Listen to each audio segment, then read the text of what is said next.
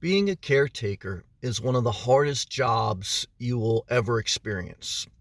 A caretaker is not just a nurse or dealing with the elderly. A caretaker is raising a kid or even having a pet. Having a pet, which I had, it's it's a huge responsibility, and it takes a huge amount of chunk out of your life, a huge amount of time, energy, love, emotion, etc. It's a good thing at times, but it's also an exhausting thing. You'll hear many people as they get older saying that I spent my life raising my kids and my family. I'm thankful for them, but now it's time for myself. Like I've always told you guys, that you take something from here, then it's going to adjust the scales of your life. There's always trade-offs. So if you work more, you make more money, but that's less time for self-care. If you don't work at all, you get all this time for self-care, but you don't have money. And so you have to balance.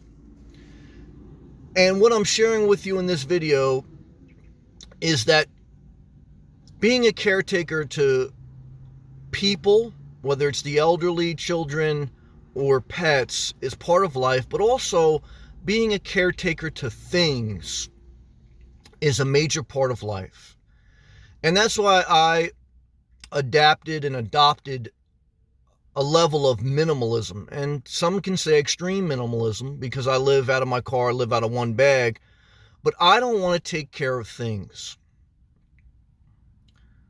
A house requires a caretaker to redo the roof, to redo siding, to redo renovations, change your toilet, change your air conditioning, change your washer and dryer. Everything in your house requires a level of maintenance, whether it's cleaning or replacing.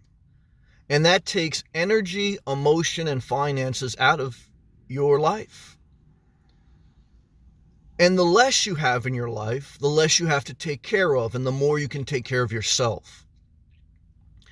And I think when you reach at least middle age, and for me, definitely in my early 30s, I really started to look at this differently. I really started to look at everything in my life as a weight, not necessarily a blessing. And there was a big weight on my soul, on my energy, on my resources. And I came to the realization, without kind of like knowing it, is that I am tired of being a caretaker. A caretaker to things.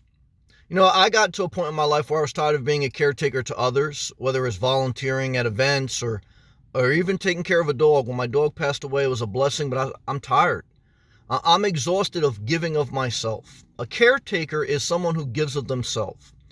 And for this video, I'm talking about specifically things, whether it's a house, car, RV, extra clothes, extra belongings.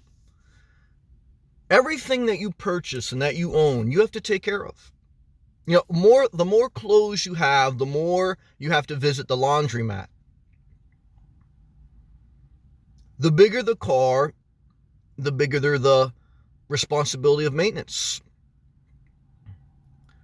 And so I said, man, I want to shrink my life down. I want less things so I can have a burden and a weight lifted off my soul, and I don't have to take care of as many things. And it lightened the load, slowly but surely, as I started to throw out things, because initially when I got on my downsizing journey, I didn't just list my house for sale. I just started by cleaning my house, consolidating things that I could, cleaning out my closet, things like that. And that's what most people do. I think they say, all right, I'm going to have a garage sale. I'm going to do spring cleaning or something like that. But most people stop there. But I said, after I started, I started to feel a relief. I started to feel a clarity, a joy again, in one sense. And I said, wow, if downsizing, if simplifying, if minimalism, and I'm just using minimalism as a term, it's defined by different people different ways, but I said, man, if this living simple thing feels this good to just eliminate some stuff, I wonder how it feels if I downgrade my car. I had a bigger car, a more expensive car, so let me downgrade my car. And another weight was lifted off my soul. And then I started to really like get passionate and excited about downsizing, because I said, man, I don't want to be a caretaker to all this stuff that's basically waste. You know, they say that 80% of people's clothes they don't wear, 80% of their square footage in their house they don't use. It's just they fill it up with furniture. And some people have 2 vehicles. They only drive 1.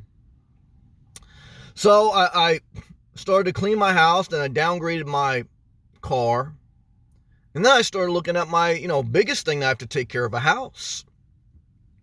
And like many people, I looked around at about 1,000 square foot house, and I was a caretaker. You got to clean it, you got to maintain it, you got to pay for it, to heat it, to cool it. And I said, man, I only sleep in my bed. I only use the bathroom, and I use a little bit of the kitchen. And most of the time I'm not even in my house. I'm at work or I'm out doing something. I said, man, a huge chunk of my life is weighted down to take care of this house. I'm not in it that much. And when I am in it, I only use about a quarter of its capacity. I only use about 25% of the house square footage. So I said, man, it's a little bit intimidating to change your housing, because it's a huge part of life. Shelter is part of the need of human survival. But I started looking at shelter different, away from how society looks at it. I started looking at, you know what? I could really change my life if I changed my housing. And initially, I was just going to get a smaller house maybe. And then I started looking at RVs. I started looking about the nomad life. But I said, before I get too far ahead of myself and think about buying something else, I'm just going to sell. Because what I've learned on the road to minimalism and taking care of less, you can always purchase. But once you purchase, it's hard to get rid of something without either taking a huge financial loss or taking a huge amount of time.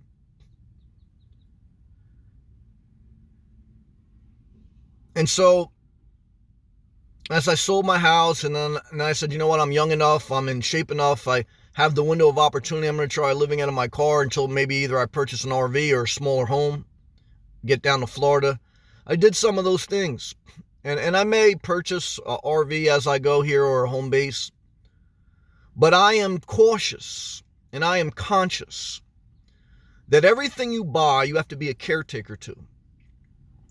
Part of it is money, but part of it is time, energy, and mental worry. If you ever have a kid, or if you ever own a pet or something like that, I think most people will testify that you never stop worrying about it. Why? Because you're a caretaker. You're a caretaker. And not a bad thing all the time. I'm not trying to be negative, but I'm just trying to make you conscious that everyone, even if you're not a parent or own a pet, everyone is a caretaker of things. So don't have too many things, because it's an exhaustion on your soul. Live light. Live light. Travel light and be the light. Peace and love.